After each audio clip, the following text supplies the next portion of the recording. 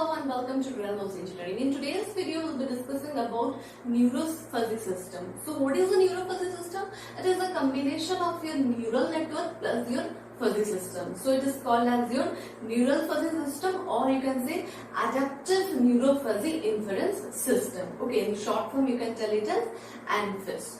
Okay, so neurofuzzy system is a combination of what? Neural network plus your fuzzy system. Okay, so the basic of neural network, if you do not know, I have already uploaded the videos regarding backpropagation neural network, convolutional neural network. You can go through it. Okay, so neural network plus your fuzzy system makes your ANFIS. So what is the neural network? You can see over here, this is the input layer, this is the output layer, and in between is the hidden layer. So this is your basic structure of neural network, right? First is your input and last is your output, and in between there can be more than one, n number of hidden layers. Okay, this is the basic structure of what? Neural network. And what is the basic structure of fuzzy system? This is the first is your input, then is your fuzzification. After that, after fuzzification, you have to apply your rule base in your fuzzy inference system. Then is your defuzzification, and finally is your output. So this is the basic structure of your neural network as well as your fuzzy system. Now let's combine this fuzzy system with the neural network and see how the ANFIS works. So here you can see this diagram, this figure which you are seeing. This is a combination of your fuzzy system and your neural network, and this is called as your ANFIS architecture, right? So here you can see that X and Y are your two inputs. This X and this Y is your two inputs, as you are giving your input in your fuzzy system. Okay. After that, this neuron, this first node, and this is the second node. Okay, this is getting two inputs X and Y. After that, the input is passing to the next layer, or you can say this is the layer 2. This is a layer 1, this is a layer 2. It is passing to the next layer. What is the work of next layer? As you can see, the next layer is layer 2 is your fuzzification. In layer 2, what happens? The fuzzification process takes place, because so the next step in fuzzy system is fuzzification, right? So that's why in layer 2 your fuzzification takes place, right? So here you can see this layer 2 is fully given to your fuzzification process, and what I have written, input membership function. Okay, so how the fuzzification process takes place in your layer 2? Okay, that also I'll be explaining. Suppose, what is the membership function? All these things already I have discussed in your fuzzification video. Already I have discussed. If you do not know the basic fuzzy system, you can go through that video. Also in this video I am explaining. Okay. So what is the process? How the fuzzification process takes place? During the fuzzification process, we highly require our input membership function or input MF. Okay, there are many membership functions like your Gaussian function, trapezoidal function. Here I am explaining with your triangular membership function. So this is your XY axis, and this is your what? Triangular membership function. Okay, and this is your X. This is your X axis. This is your Y axis. Okay. So through X axis you give your input or your real values. Okay, let this is from 0 to 10. Okay, and through Y, what is your Y axis? Y axis represents your fuzzy values. And what is the range of fuzzy values? That is from 0 to 1. Okay, the range of fuzzy values is 0 to 1. That means fuzzy values range or takes place between this, in between this 0 to 1. It takes the value between any 0 to 1, like it takes any your decimal point values. Okay, like this is between 0 to 1, this middle is 0.5, right? So suppose I give any input suppose I give 9 or 8 as my input. Okay, 9 or 8, whatever. So I want to know, this is the fuzzification process. In fuzzification process, what we do? We convert the crisp or our input values to the fuzzy values. So how it will convert? It will check it. I will just intersect this line. Okay, and it is intersecting over here, and I will draw a horizontal line. So I am getting a point over here. Okay, let it be 0.4.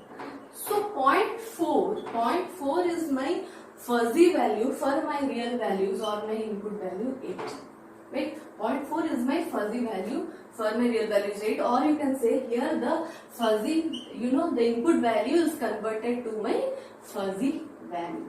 Okay, point. So the fuzzification process takes place. Okay, so this is the thing which happens in this layer number 2. Okay, and one more thing I'm telling, these lines which you are telling, these lines which are connecting from layer 1 to layer 2, you can say these are the base of the triangular membership function. This line are the base of the triangular membership function, or you can say if this is a triangle, right? This is a triangle, or if I draw any other triangle, right?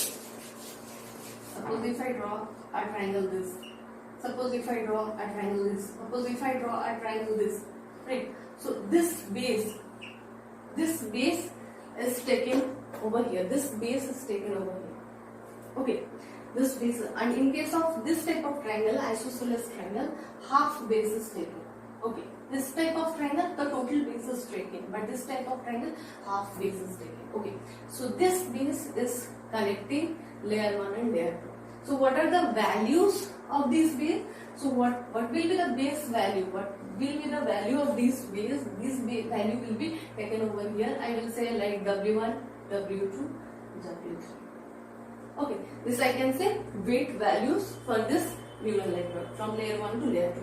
And what will be these weight values? These weight values will be like, I can say the W1 is equals to W2 equals to W3 in case of your symmetric triangle. Why? W1 equal to W2 equal to W3? Because W1 plus W2 plus W3 divided by 3 is equals to W1. So for W1 I am taking the average of the 3 bases.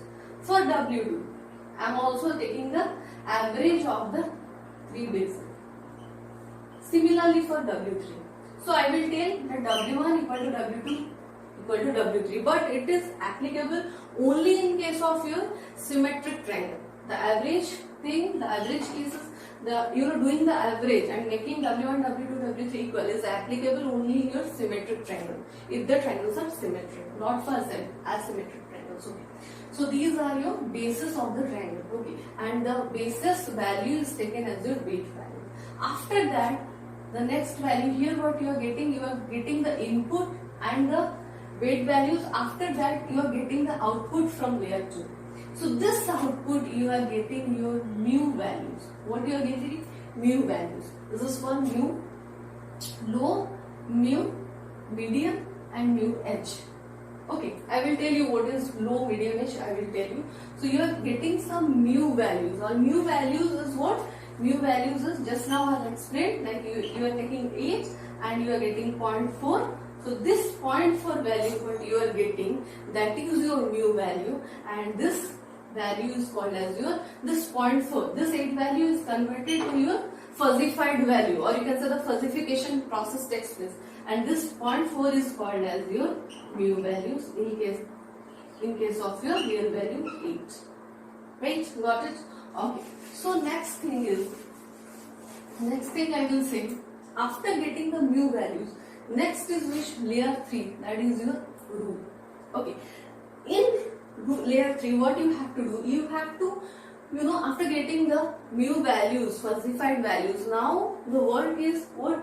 Choosing the rule. The fuzzy inference system will choose the appropriate rule. Right. So here, how many rules I have defined? I have defined 9 rules. Why 9 rules? Because I am having 1, 2, 3, 4, 5, 6. 6. I am having 1, 2, 3, 4, 5, 6. Right? Low, medium. This is low, medium, high. And this is I have taken, for x I have taken 3 values of x. 3 values of x can be low, medium and high. And for y, 3 values can be poor, average and good. Okay, suppose I will take 1 to 10. So 1 to 4 will be low value, 5 will be, 4 to 6 will be your average value, and 6 to 10 will be your high value. Same for your y. Okay, so I have taken 3 values for x, low, medium, high, 3 values for y, poor, average and good. And I have defined 9 membership function. Okay, why 9? This is 3, this is 3. So 3 cross 3 is your 9. 3 membership function for x, 3 membership function for your y. Okay, if I multiply, I will get 9. So there are 9 rules. Okay, so the output membership values, okay, or you can say falsified values, will be again inputted to your, you're inputted to your layer number 3. Okay, layer number 3. After that, what you will get, like your layer number 3. So here, suppose I will give you, like, suppose I am giving a high value for x. Like I am giving the number 9. I am inputting the number 9. So x value is high. So which membership function this is? This is for low, this is for medium, this is for high. So which membership function will want? This high membership function will want. Okay, and which rule will be highlighted? Obviously, among the 9, the satisfying the high rule will be, 5. The high rule strength will be 5. Suppose for y, I am giving the value is something around, again the values I am giving some high value like 6 and 8. So 6 also a high value. So which rule it is comes in the good category. So again which rule it will highlight? It will highlight the good rule, or you can say it will highlight the rule strength, firing strength, which will be highlighted will be good, right? So this means what will be highlighted? You can say if x is high and y is good. If x is high and y is good, then output is what? Output is around 90%. Right? Output will be your 90%. So if I give high values for x and y, I will get this membership function as my firing strength. Because why I am telling? Because suppose this is a low, this is a medium, and this is what? High. Right? For this low, 3 value will be generated. I mean this low value. This low will be compared with the 3. This low will be 3 cross 3. Right? 3 cross 3. So this low will be compared with the 3 values, 3 cases of poor, average and good. This medium will be compared with the 3 cases of y. And again this high case of x will be compared with 3 cases, that is poor, average and good cases of your y. So if x is low, it will compare with poor, average and good.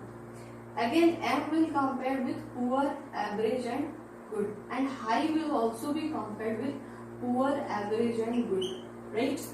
So among the 3, obviously if this is x, this is y, right? When x is low, you are not giving your low value, you are not giving low values, and y is also you are not giving a poor value for y. So this will not be fine.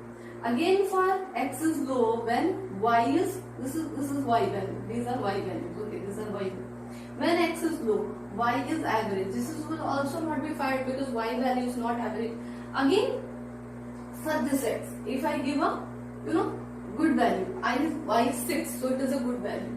So, but here what? X is low. Low is not our input. So this is satisfied, but this is not satisfied. So these 3 rules will be not fine. Okay, because x is not low. Okay, now comes to your y. Now comes to your medium case for your x. In case of medium, this is not poor, obviously this will not. When x is medium, obviously this will be not, y value is also not average. Again for x equal to medium, this value will be, y value is good, but x value is not medium. So this is not the case. So as one is correct, one is wrong, so this rule will also be discarded. Okay. Again for high, this is not poor, y is not poor, y is not average. So only y is good. So here also it is right, here also it is right. So these rules will be discarded. Only high and good rule will be, x is high and y is good. This rule will be what? This rule will be your fire. Okay, if x is good, x is high and y is good, then output is 90%. Okay, so this rule is your highlight. So among this is the, in layer 3, it will choose or it will fire the rule, which rule is applicable for the corresponding input. Okay, so I am finding that this rule is applicable. After this, after layer 3, your next layer is, this is your layer 4. Layer 4 is what? Output membership function. In layer 4, what will happen? In layer 4, what will happen? In layer 4, the it will map to your output membership function. Like your input membership function, there will be output membership function taking the same triangular membership function. So suppose I am getting suppose for x is 9 and y is 6. Okay, suppose the combination of two. First, I am getting for 9. Suppose here is 9, right? Suppose I am getting a value over here, 0.4. And for x is, y is 6, somewhere over here. Okay, somewhere over here. So I am getting a value over here, that is around 0.5. So two values I am getting, 0.4 and 0.5.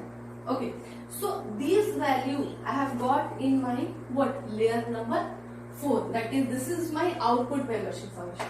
Output membership function knows that the values are 0.4 and 0.5. After the whole computation or calculation process, when I reach to layer 4, these two values are there in layer number 4. That is my 0.4 and 0.5. And which rule is fired? This rule is high and good rule, satisfying condition rule is fired. When after firing this rule, I got this as my fuzzified value. So at layer 4, this is my I got my output membership function. After that, in layer 5, what will happen? In layer 5, you can say the defuzzification process takes place. The defuzzification process takes place. That means I am getting this value, I am getting this value. Now in layer 5, what will do? It will calculate my corresponding what value? My corresponding real values or the human understandable value respect to my fuzzified value. So I will get some value in my x-axis, that is my real value. I will get a number which I can understand. Okay, so there are two membership function. I am getting 0.4, 0.5. Okay, two intersection point here I am getting. Two intersection point I am getting.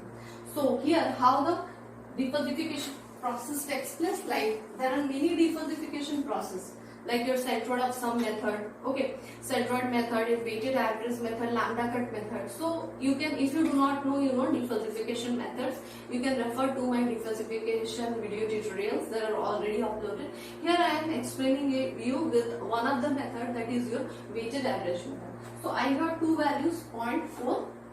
Okay, respect to my which input 9, plus I got 0.5 respect to my input 6 divided by my which values? My weight values, or you can say my fuzzy values. So this is my weighted average method. I can say W1 into my x plus W2 into my y divided by W1 plus W2. This is my weighted average method. Okay, so in this way I will get after calculating this, I will get a single real value, which will define that what is the output value, whether it is it will range somewhere within a good region like 80%, 90%. It will give me the output value, right? So here in layer 5 the defuzzification process takes place. Finally we get the output, right? So this is the total scenario, or you can say this is the total structure of your neuro-fuzzy system, or you can say ANFIS system. Okay, this is the total structure which you are getting in your ANFIS system, right? So what is the why it is necessary to go for this ANFIS system? Why it is necessary? So main drawback in your fuzzy system is that whenever you're working in your fuzzy system, right, what the problem is, you have to define your membership function, like you want to take your triangular function or Gaussian or trapezoidal. With the help of hit and track method, you have to choose, you have to do all the work that which member function I want. Next is the rule system. Whatever if low, this is low, and x is low, y is low, what will be the output? If x is low and y is average, what will be the output? All the combination of rules also you have to mention. Okay, and also. And finally, the defuzzification membership function, what that also you have to remember. So the total knowledge base should be maintained, should be mentioned by you. Okay, but this is the drawback. But when I combine my fuzzy system with my adaptive neural network, what is the benefit is that the main property of a neural network is that it is a self-learning. It has a self-learning attitude. So what is the meaning of self-learning attitudes? That it can learn by itself. So when I give training to the neural network, it's the capability, as the name is neural network, resembles to your human minds. So it has the capability as you learn with while you grow, the neural network also learn while it grows. Okay, it can learn by itself. So by rigorous training, it learns by itself, and in case of your ANFIS, you do not have to worry that which MF, which membership function you have to choose, which rule, how many rules, what rules we have to define. The ANFIS system do everything. So this is a great advantage of your ANFIS. So in this way, the whole fuzzy system is mapped into your neural network. This is the way in which your whole fuzzy system is mapped to your neural network. I hope you like the video, you understand the adaptive ANFIS system. So if you like the video, then yes, do share the video, subscribe, definitely subscribe to my channel, and yes, wait for my next video. I'm gonna upload very soon.